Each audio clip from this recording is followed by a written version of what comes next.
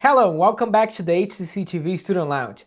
This is a show done by HCC students for HCC students to give you opinions in news, entertainment, and what's going on in our school. So, I heard a little story that Josh always wanted to be the host of this show, and I think he got rid of Caroline and Benjamin because I don't know what happened to them. Is that true, Josh? I can't confirm or deny, but I remember when we first started up the show, I auditioned to be the lead host and I didn't get it. So I've held this vendetta in me with inside, and almost a year later, it's finally my time to shine. Yay! So, what are we doing today, Josh? Who do we have in the show? So today we're joined by Francisco, Chaz, Andres, and Eric. Today we're also joined by two guests, Sarah Gish, the publisher of Gish Picks, and Evan Leslie, the managing producer of public programs for the Museum of Fine Arts Houston. And they're both here to talk about things to do in and around Houston during the COVID lockdown. But first, I want to tell you a little story about why I don't like traveling and prefer to explore Houston. So it's been a long year since the COVID lockdown began. And one thing many people are bummed to miss out on is traveling. Not me, though. I'm not big into traveling. And even when I was younger, I did not like it. To give a quick story for you, back in 2008, my family and I went on a cruise around the Mediterranean Sea. And me, being 11 years old, would have preferred to stay at home and make amateur YouTube videos with my friends coming out of elementary school. However, my persistence didn't pay off and I got dragged onto the cruise. Woe is me, am I right? The cruise had plenty of excursions, including cities like Rome, Naples, Mykonos, Athens, Istanbul, and more. However, I lucked out and I came down with seasickness and was essentially patient zero on the cruise. Coincidentally, I got put on lockdown, much like we're in now, for 2 whole days, and I wasn't allowed to leave the room at all. Sounds familiar, huh? Now, if you ask me then, those 2 days were my favorite days of the trip because I didn't have to get off the boat, didn't have to leave the room, didn't have to do anything. And instead, I got to watch The Game Plan, Shrek the Third, and Spider-Man 3 on repeat, and even in Spanish. You truly haven't experienced The Rock until you've seen El Plan de Juego. Nowadays, I realize that missing out on some of those historic cities is kind of sad, but I'm a homebody and I prefer to stay around Houston. Speaking of Houston, that leads us to today's discussion. How do you like that segue, Kyle? Since we've been on lockdown for almost a year, what are some of your favorite locations and places to visit in and around the Houston area, Kyle? Well, Josh, first I'd like to say I'm impressed having you as a host. That's I like it. Good transition and all that. Maybe you should get promoted. But let's talk about what I like about Houston. So there's this museum they inaugurated on December of 2020, and it's called Seismic. I don't know if I'm pronouncing it right, but it's really complex to say how it actually spells. But it's this new interactive museum in which they have some really interesting scenarios and environments, and it's kind of like really trippy. It's like a psychedelic, but without drugs, of course. And they have, for example, there's like a spaceship, and there's like different buttons that you can press to create music. And there's another part that looks like you're under the water. It's like all blue, and there's like some water aquarium, and I don't want to spoil everything they have over there because again, it's a really really good experience, and I feel like I was a kid again, just going there and get to see all those things. And my favorite part was everything was really clean. They always had someone in each room cleaning everything after you're done touching. And a lot of the things didn't require touch. You literally, it was just like approaching to it and it would work just by getting close to it, which is even better. And of course, they have hand sanitizing in each place. So I felt really safe to be there. Everybody was wearing a mask and great experience. I think everybody here in Houston should go try. And who would like to go next? Okay, I can go next. So I'd like to recommend people check out Chinatown. So Chinatown is, I guess it's like along the street of Bel Air, but it's not the Bel Air neighborhood. A lot of people refer to it as Bel Air though, so don't get those two things confused because you'll not find a lot of Chinese food in the Bel Air neighborhood. But it's west of 59 is where you can find it, and there's just like a lot of not just Chinese food. There's Korean food, Japanese food, Filipino food, and if you've seen a lot of like travel shows and stuff about Houston, there's a lot of good, like really good, like basically world class Vietnamese food. The best you'll find in the country. Don't no one argue with me on that. And so if you if you find yourself, wanting food or wanting to, well, I guess right now it's kind of hard to hang out and stuff, but I remember before pandemic, I spent like 80% of my time in Chinatown, just like whether it was studying at boba shops or going and trying out the food with friends. So I definitely recommend trying it out. And most of the places there are small local businesses. So you'd be helping out, Houston entrepreneurs. Great point. I just want to jump in. I actually had a chance to be there. For me, it was so interesting how you literally feel like you're in Asia, because you see all those signs in Chinese, Japanese, and the food too is very interesting. And I have a question for you. So Korean barbecue is the one that they throw stuff to the ceiling and they catch fires. Is that the one? Korean barbecue? No, that's Japanese. I think that's Japanese or yeah, it's like Benihana style. Yeah, that's Japanese. But Korean barbecue, actually, in most places you'll be able to cook it yourself. Which I mean, some people might not like, but if you are very particular about how you like your meat, it'll probably be very good for you. Yeah, I should definitely check it out. Well, I'm gonna let you guys go because we have so much in this show today. So who's next? Okay, Kyle. One of my favorite places here in Texas is Moody Gardens. Moody Gardens is in Galveston, in the south of Houston, and that place is wonderful. It's a wonderful place. So that place had three different pyramids. Each pyramid had different things. For example, one has a very big aquarium. The aquarium has different animals, but my favorite animals there are the penguins.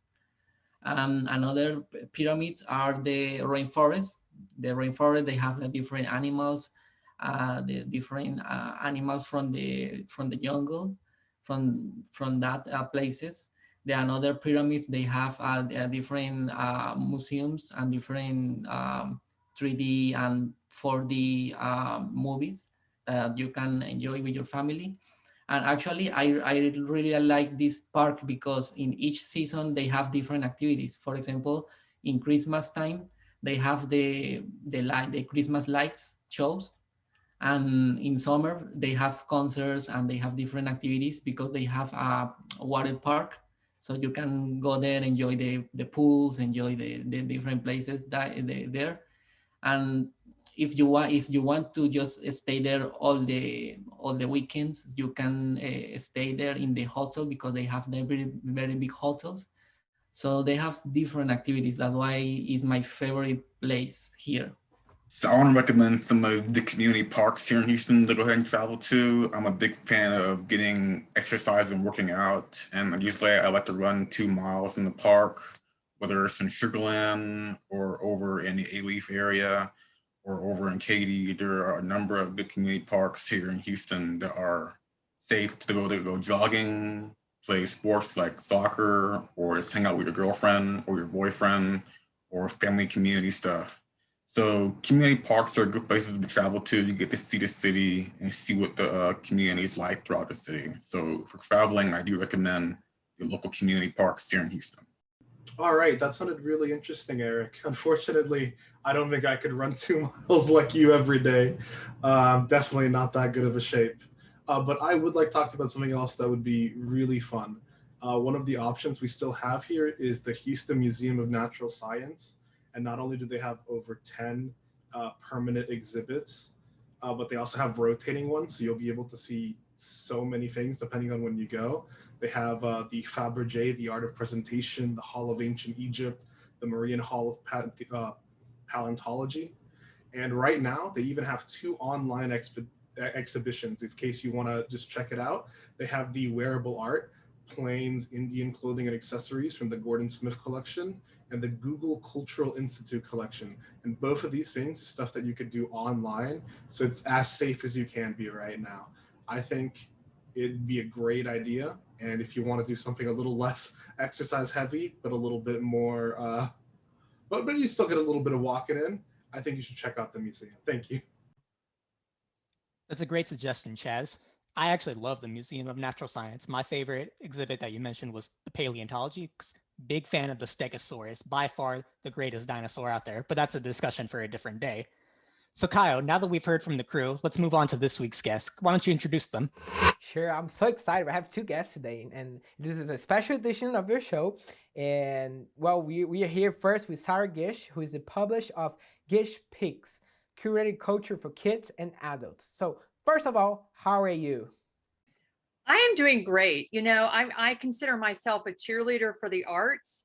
And when the pandemic hit, I just got out there and started rounding up arts organizations that I could talk about online while we were in lockdown, and really cheer people up that way, because there was nothing we could do. And now what I focus on is arts organizations that are open, such as the Museum of Fine Arts, which you'll hear about later. And then also virtual events. I really, as the city we focused on virtual events, people started looking at organizations and events in other cities, but I have always been very Houston focused. So that's my thing. Yeah, that's awesome. Thanks so much for being here. So first of all, you already told us a little bit about, what you do. So tell me the types of things that you see going on in Houston, maybe even about the Discovery Green. I want to kind of leave it open for now. What do you want to start talking about? Well, as I said before, before we were starting the show, it's great to be a tourist in your own town, and I really encourage people to do that. And I love hearing the students with their favorite picks. I love all those places that you guys mentioned. So there's so much to explore. You can go to gishpicks.com and start there. But so I'll just go through my list because there's a lot. So parks, City of Houston parks. I love that Eric talked about community parks. Houston actually has almost 40,000 acres of green space, which includes esplanades and parks, almost 300 parks. So there's tons to go to there. Discovery Green is a great park downtown. They actually unpaved a parking lot and put green on it, which is so cool.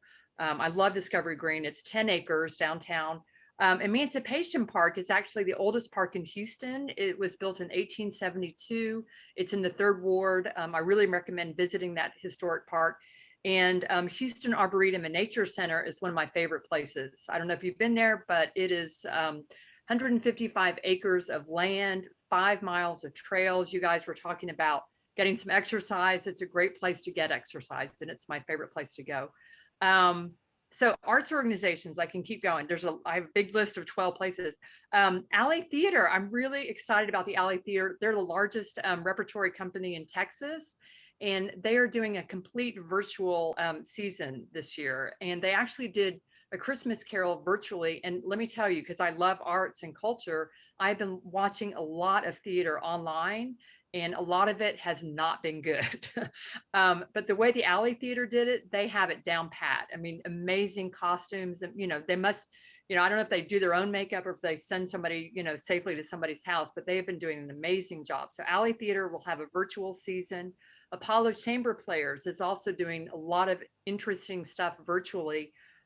Most of these arts organizations that do performances are having to do them virtually for obvious reasons. They can't have an audience. But Apollo did a 20 by 2020 program that they did, which was 20 multicultural works by the end of 2020. And so I really recommend checking out the smaller organizations. Frame Dance is doing amazing performances. They do a dance film fest, which they did at a drive-in with the Houston Ballet. So interesting things are happening like that. The Houston Cinema Arts Festival will be here in November. We don't know if it's going to be virtual this year. It was virtual last year, but they always team up with an arts organization, including the Museum of Fine Arts. That is happening. And then arts venues. I just want to tell you about a few open venues. Heritage Society is open to the public on a limited basis. They're also doing a lot of great virtual events. And I really recommend every student needs to go to the Heritage Society, just because they talk about the history of Houston. And they've got the 2nd oldest city park, which is Sam Houston Park, founded in 1900. The Houston Center for Contemporary Craft is a really unique space with craft art. So, not arts and crafts, but craft art, which is a whole different thing. It's open now, and they've got lots of virtual things happening. They have artists in residence, and so you can actually see artists working on crafts. I have to talk about the Orange Show, because I've made 4 art cars. So the Orange Show is now open on the weekends with the Beer Can House, and they're the ones who do the art car parade every year. Didn't have it last year. We're not sure about this year, but you can always see art cars around town. And I'm a daily driver, so my Phoenix Rising art car, just part of my Ignite Your Life art project.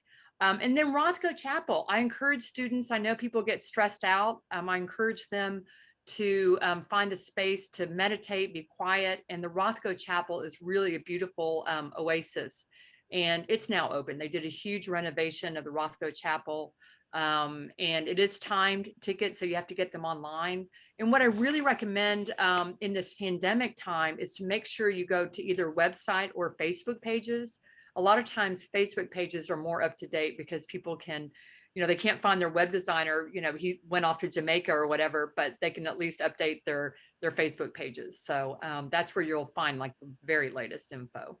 And then of course there's the Museum of Fine Arts, the largest museum of this in the city, which Evan's going to talk about. But I have to say, before you talk about it, that I took my he's 20-year-old son, young adult son, to the Kinder building recently, and I just started crying, and he was looking at me like, what are you doing? And I said, but I'm just this pandemic has been so long and so, without art. And so to see the beauty of the Kinder building with all the art that's there really was very moving. So get out there and explore, you guys. Yeah, I agree with you. Thank you so much for sharing. And as you know, I'm from Brazil and I moved here in 2014. And I think one of the things that I wanted the most was a place where I could find activities to do to get to know the city. And one of the websites that I visited was 365 things to do in Houston. And that actually helped, pretty good. But it's still like I still feel like I was missing a lot. I couldn't really find, for example, parks and just events. And it's really good that you put this resource out there, because for people there like me, they're not even from here, or even people from Houston. Yeah. I've met people that, they don't even know half of the parks or half of the place that we have here, and I got to know because I'm a tourist, especially because I came from Brazil. So I got an experience to actually visit those really nice places, especially when it comes to nature. I love parks. I want to mention another website too, real quick. Believe it or not, the Greater Houston and Convention and Visitors Bureau website. It's visithoustontexas.com, I think, or .org. They have a great website, really rich with resources, and you can actually go on there and look at the Chinatown tour that Francisco was talking about, and get specific parts of Houston. So it's a good site. Perfect. I think I have one last question, because we were talking earlier. So tell me, you mentioned the Emancipation Park, and I thought it was pretty interesting because I didn't know the story. So can you just briefly tell me what is the Emancipation Park? Yes, Emancipation Park was built in 1872. It was actually the only park that Black people could go to during the Jim Crow era. And it's been a very special park. They actually renovated it recently, and it's a very historic neighborhood. And so you can go there. They've got mosaics and tiles and a community center, and they do lots of events. Right now, they're doing most of their events online. But yeah, I recommend literally the bookend of parks to visit in Houston should be Sam Houston Park, because that's the history, and Emancipation Park, which was, in Third Ward, which is a very historic part of Houston. So. Perfect. Well, Sarah, thank you very much for being here. Stick here, because if you want to talk to Evan or asking him any question, feel free to do so, because again, this is a really interesting show, and we love when people interact with each other, if you feel like, of course. Yeah. So we got Evan Leslie. He's the managing producer of public programs for the Museum of Fine Arts. How are you today? I'm doing great. It's great to hang out with you all. Thanks for having me on here. And Sarah, that was so nice to hear what you said about your visit to the museum. I'm really glad you guys had an emotional, uplifting time at the museum. I'm glad you guys visited. Well, my son and I have an art date once a month, and he's going to Texas State, so he happened to be in town. But we literally, I just have to say real quick, he went one floor and I did a different floor. We toured on our own, and then when we got back together again, we showed each other the art that we loved. So that is great family bonding. That's terrific. Thanks, Sarah. Yeah, thank you for sharing. This is so exciting, people interacting with each other. Let's keep going. So, so Evan, tell me first a little bit about you, and then we can talk about the museum. Well, first thing I'll say, guys, I love being a part of the show. I'm relatively new to Houston myself. I am returning to Houston after 10 years away. I moved back in August, so hearing everybody's suggestions is really terrific. I can't wait to to visit some of these places myself. But I'm one of the lucky people that gets to work for Houston's museum, the Museum of Fine Arts Houston, at a really exciting time for the museum. Sarah mentioned we just opened a new building. I'm part of the team of folks that works in what we call learning and interpretation. It's basically the folks that come up with different ways to share the museum's collections of artwork with different communities in the city, whether it's like art classes or conversations with artists, performances, interactive things like trivia nights, those kinds of things. I'm part of the team that works on those kinds of projects. Yeah, this is really exciting. So I wanted to talk about the partnership, because HCC has partnership with Museum of Fine Arts. And I do know that we have an event that has been happening for the past few years, which is Fashion Fusion. And I got a chance to watch the footage. Unfortunately, I couldn't make last year because it got canceled because of COVID. But this year, I heard there's something, you guys are trying to plan something. Is that true? Yeah, totally. We are so honored to work with HCC fashion designers. And I think we're going to be working closely with HCCTV because we've been having conversations about bringing Fashion Fusion back this spring. But what we're talking about doing is something that you can't do in person. We're actually going to have a bit of a miraculous runway show that takes place in multiple places at once, because we're going to shoot the designs, the garments inside the museum right next to artwork that inspired it, and sequence everything together and have a fashion show online. We're learning a lot, and working with HCC is one of the best things we do every year. So we're trying to make it happen again this year. Oh, thank you very much. You see, guys, I'm feeling so special now. So, so let's talk about the renovation. Since you mentioned in the beginning, I haven't been there yet, but I saw some pictures and it looks fascinating. So tell me, what's changed? Yeah, lots have changed. So this behind me is actually my apartment, but this not really. This is a virtual backdrop of our new building. Sarah mentioned it. It's called the Nancy and Rich Kinder Building. And I don't know, some of you probably have been to the museum before, but you got to come back because it is like a totally different place. And, you know, some of you all were talking about the things that you like to do, or maybe even thinking about the places you wish you could go during this pandemic, but travel is tough. You guys are all right. You should explore Houston like a tourist. But you can also explore the entire world at the Museum of Fine Arts Houston. If you go to the museum, if you're Francisco and you're interested in Asian culture or Asian art, Asian history, we have an incredible collection of Asian art. Latin American art. In this view behind me, we've got some works of contemporary Latin American art. One of the largest collections in the world of important contemporary modern Latin American art. It's not just Latin America though. You can go back in time, go to Europe. You asked me about Caio, you asked me about the new building. We've got this brand new building. It's an incredible piece of architecture. Sarah mentioned it makes people cry. It's an extraordinary building designed by an architect named Stephen Hall. And what's really special about it is it's a treasure trove. The only things that are in this building are works of art by contemporary artists or modern artists. And many of them have never been on display at the museum, but it's all part of the Houston Museum's collection, permanent collection, on display, vibrant colors, immersive works of art. Actually, Caio, you were talking about that museum that has interactive elements. I bet you would like some of the things we have at the Museum of Fine Arts Houston. A lot of the artwork on display engages you. It reacts to your own movements. You can enter into it and be immersed inside it. A lot of exciting things. So I feel like I'm pitching it pretty hard, but it is very cool. You guys would have a good time. No, I mean, that's what you gotta do, because some people never been to the museum before and they need that little push, you know. And to even help that, I know that, for example, students get discount, right? Yeah, we definitely have a student discount. I want you to go to mfah.org. You can learn all about the student discount, We have free admission on Thursdays. And the other thing I want to emphasize, we're in the middle of this pandemic and you can come to the museum. And I just want you to know it's a very safe place to visit. The museum has put in a lot of protocols. We want you to reserve your admission time first. So, because we keep track to make sure that we're not having too many people inside the museum at once.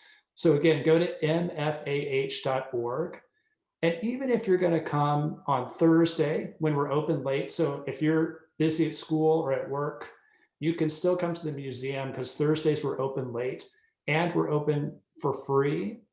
Even if you come on that day, I want you to go to the website to go ahead and register your admission. And you'll learn about wearing masks. We're going to take your temperature. They'll tell you where to park. We'd love to have you visit. That's awesome. So we're starting to run out of time, but I want to ask you one last question. What exposition you bring this year? Oh yeah, we've got lots of cool stuff coming up. So very soon, we have lots of amazing exhibitions coming up.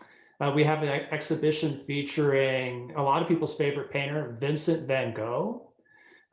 He's making a return appearance to Houston. Many of you might have gone to see the Van Gogh exhibition that was up in 2019. He's back, but this time we're focusing exclusively on works that are inspired by his passion for nature. So, Eric and his park adventures, you might feel quite at home at the museum.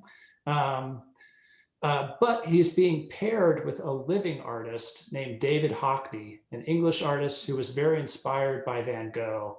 And his paintings are really, really cool. They're these gigantic works, very colorful.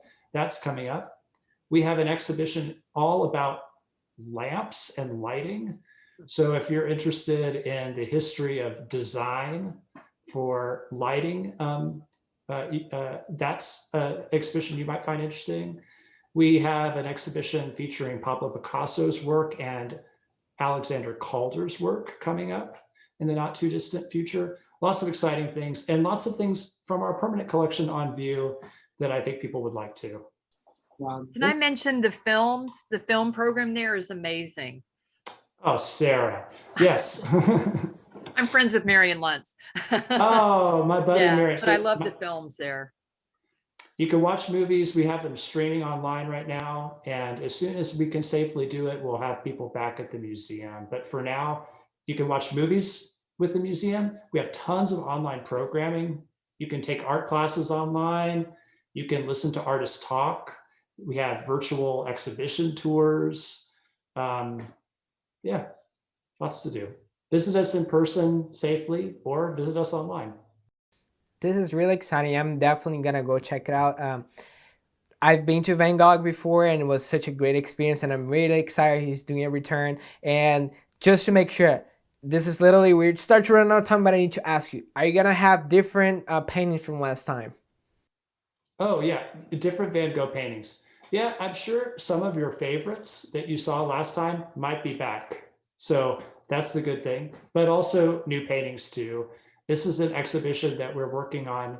It comes from the Van Gogh Museum. So some of your favorites will be there, but some new ones too.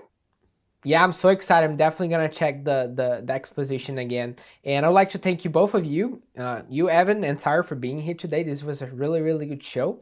And I would like to tell you guys, you're at home, especially if you're a student, you should definitely go check out the museum. And if you haven't ever been to the Museum of Fine Arts in Houston, you don't know how much you're missing, okay? So I would like to thank you guys at home for watching us. And remember, stick to the end because we have the funny video or the meme of the week. Thanks so much for watching, and I'll see you next week.